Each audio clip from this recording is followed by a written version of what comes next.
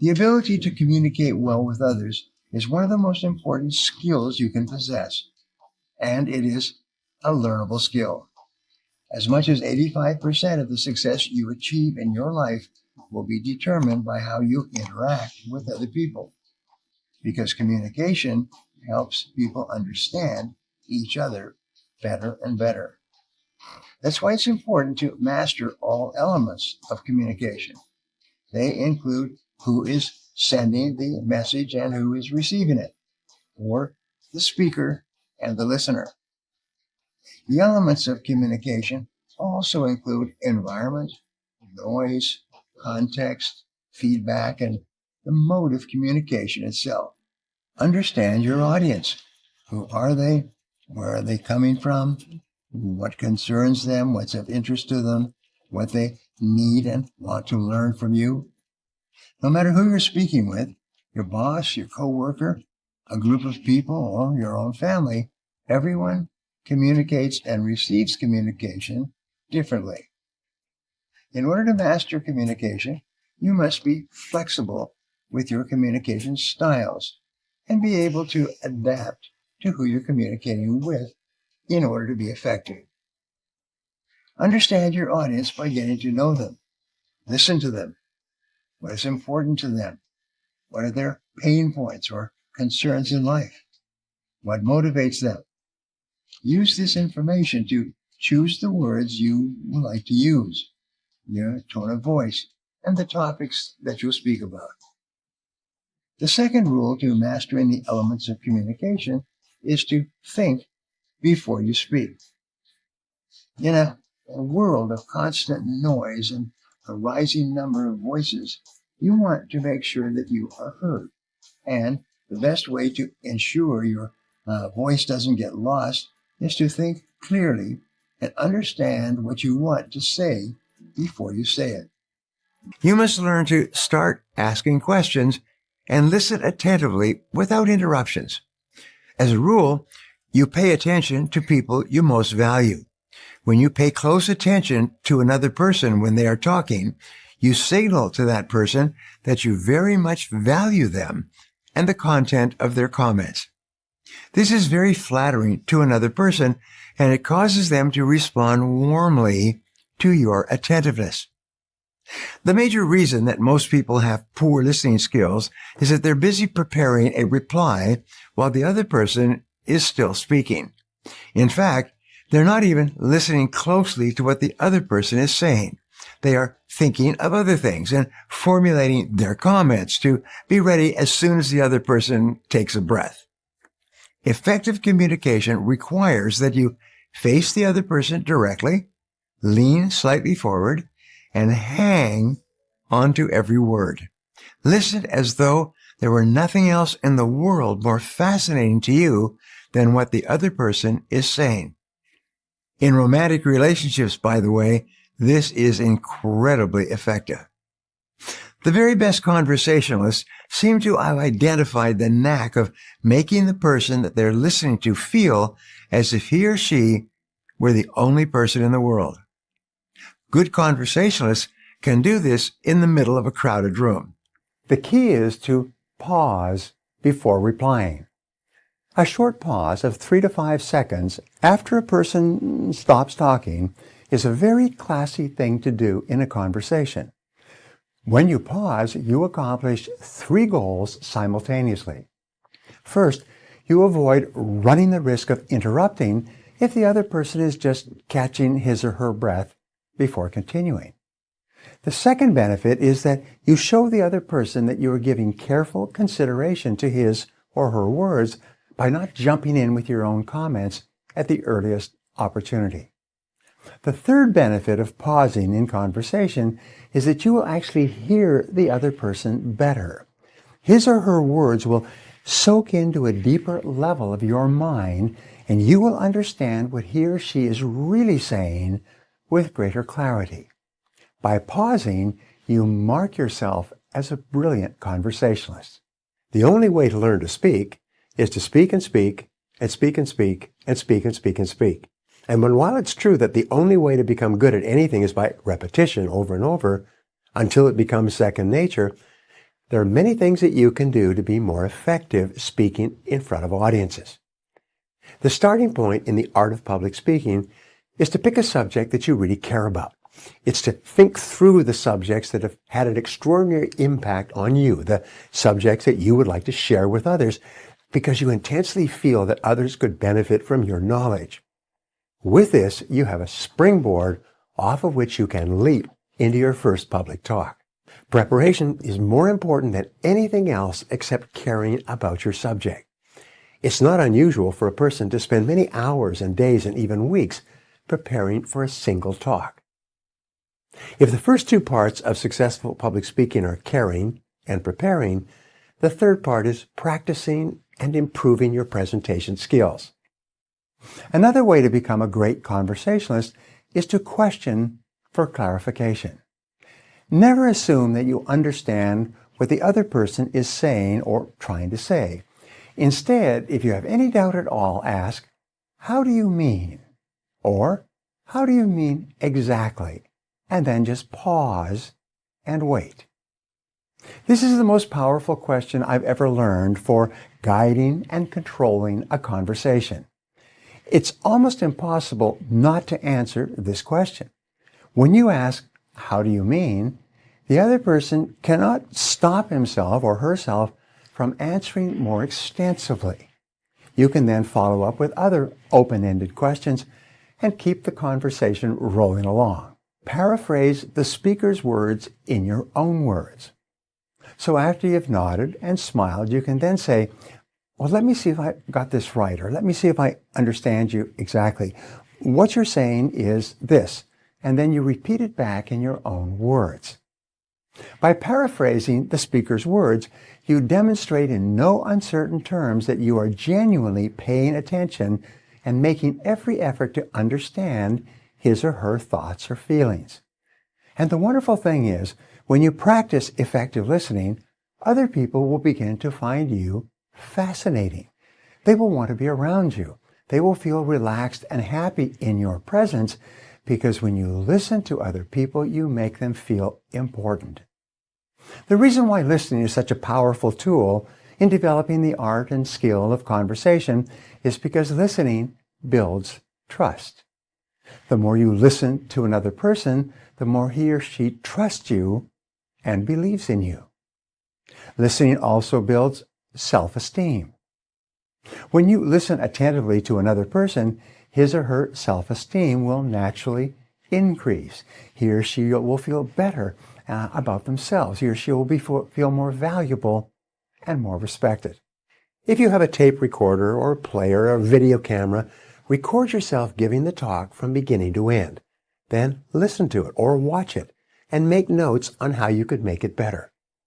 If you're using a video camera, look into the camera and use the same facial expressions and the same body gestures that you would use if you were speaking directly to someone that you like.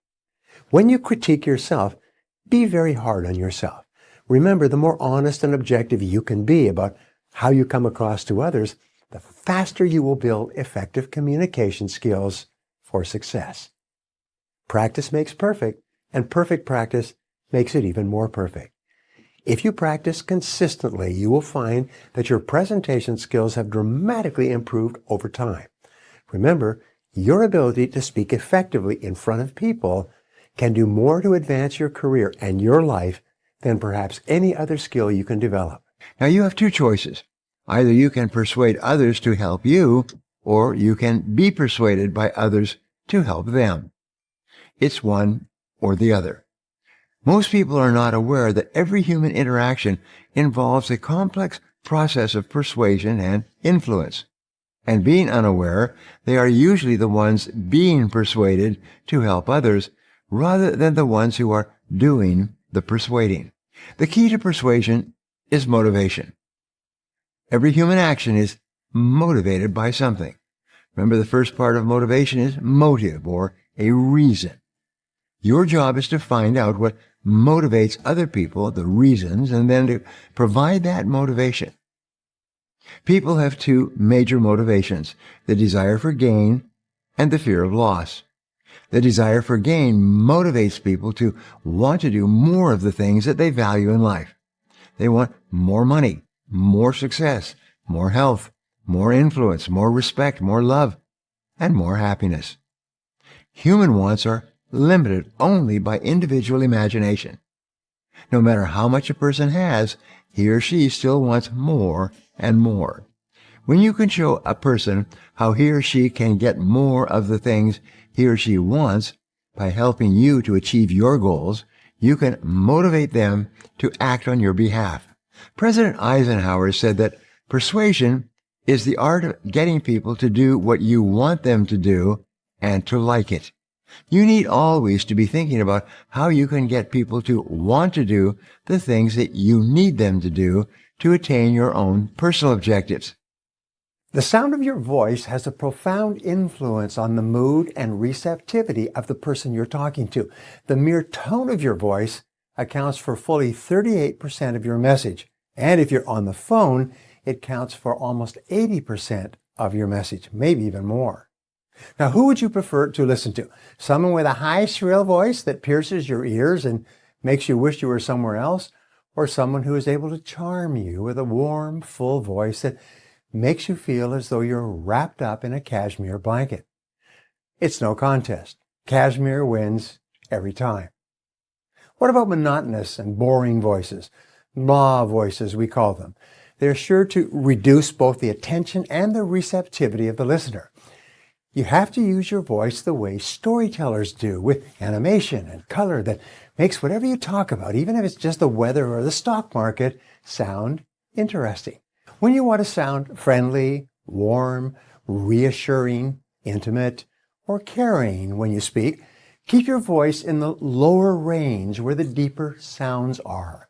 The lower to middle tones are also great when you want to reason with the other person or show that you care or that you're being thoughtful. Also, remind yourself to slow down. It's very difficult to be close, friendly, warm, or thoughtful when you're speaking too quickly. Most of us tend to slow down naturally when we're expressing our deeper emotions, except for maybe anger. Fully 85% of your success in life will be determined by how you interact with other people. Communication is the master skill to powerful relationships. And here are the basic rules. Your ability to communicate with others will account for most of your success and will open every door for you. Even people who are in technical fields, such as computer programmers and engineers, spend as much as 75% of their time interacting with other people. All the successes in life come from good communication that cause people to like you and trust you and want to be involved with you. All the top executives who've been interviewed have said that their ability to communicate well with others is more responsible for their success than anything else. And wonderfully enough, how to communicate is a learned skill set. You can get better and better by learning what the best communicators do and practicing it until it becomes a regular part of your repertoire. Fortunately, since effective communication is a learned skill, sharpening your ability will only lead you to greater and greater heights of success. So how do you communicate more effectively with others? My favorite word in communications is the word clarity. Almost all of our problems in life become because of lack of clarity. We say things, but they don't come out clearly. So in order to be clear, first of all, stop, and then think, and then proceed slowly. Another great word is to rephrase or repeat something. Let's say you say something and somebody goes, huh? Or it's clear that they didn't get the message. I speak different languages, French, German, Spanish, and I'm busy working on learning Russian and Chinese now. And one of the things I learned in languages is if you say something in your limited language and they don't seem to understand it, rephrase it and say it again. And if they don't understand it, rephrase it and say it again until people go, ha, now I understand. So effective communication starts with you being very clear in your own mind about what you want to say, and then being very clear when you say it, and then saying it slowly and patiently, and making sure that the other person hears the message that you sent. So if you think about this, communications requires sending the message and having it received and checking, and then sending the message back and having it received and then checking and simply going slowly. So it's better to be sure at every stage of the transaction that people are sending and receiving with tremendous clarity. Think clearly and understand what you want to say before you say it. Think about what you want to say, who you're saying it to, and how to best say it in order for it to stick and for communication to transfer seamlessly from you to your audience. To keep you fully understand what message you want to share before you actually share it, spend some time researching and thinking through your topic and planning your delivery. When we want to see ourselves as effective communicators, sometimes it's hard to admit that we don't have the answer to something. We don't have the answer to everything. We don't have the answer to anything. And if you don't know something or aren't comfortable sharing your voice on a subject, it's okay to say that you don't know or that you don't know yet. It's better than trying to fumble your way through an exchange that could cause confusion and an even greater lack of effective communication. Tell the person that you're speaking with that you do not know the full answer now, but you will find the answer and get back to them within a specific time frame. Then, follow up by doing your research and returning to them with a well-thought-through answer. Following this process shows that you are genuine and builds trust, both of which are essential leadership traits and qualities. One of the most powerful determinants of the future success of your business is the little understood phenomenon of word-of-mouth communication. Fully 90% of dissatisfied customers will not do business again with a company that fails to meet their expectations. The same study also concluded that on average, each dissatisfied customer will share his or her dissatisfaction with at least 9 other people. What this means is that the dissatisfaction of just one disgruntled customer ends up poisoning the minds of 45 other people. And today it's even worse because people can get onto the email and put complaints on email that can go to thousands or millions of people, and you didn't even know what happened. Referrals do not just happen. Waiting for the phone to ring is a lousy marketing strategy. If you want to build a pipeline of referrals, you must create it yourself. This means that you must ask for them. That's right, ask. And your most productive source of referrals to start with is your existing customer or prospect list. Start asking questions that are good and pointed. And keep asking questions, one after the other. Many people think that they're becoming good communicators by asking lots of questions, but they don't leave any time for the other person to respond. When you leave time for the other person to respond, lean forward and watch the person's mouth while they speak. They will know and feel that you really care about the answer to the question. Your mind can process words at 500 to 600 words per minute, and we can only talk at about 150 words per minute. It takes real effort to keep your attention focused on another person's words. If you do not practice self-discipline in conversation, your mind will wander in 100 different directions. The more you work at paying close attention to what the other person is saying, the more self-disciplined you will become. In other words, by learning to listen well, you actually develop your own character and your own personality. Do you know the one key to becoming a great conversationalist? The key is to pause before replying. A short pause of 3 to 5 seconds after a person stops talking is a very classy thing to do in a conversation. When you pause, you accomplish 3 goals simultaneously. First, you avoid running the risk of interrupting. The second benefit is that you show the other person that you are giving careful consideration to his or her words. The third benefit of pausing in conversation is that you will actually hear the other person better, and you will understand what he or she is really saying with greater clarity.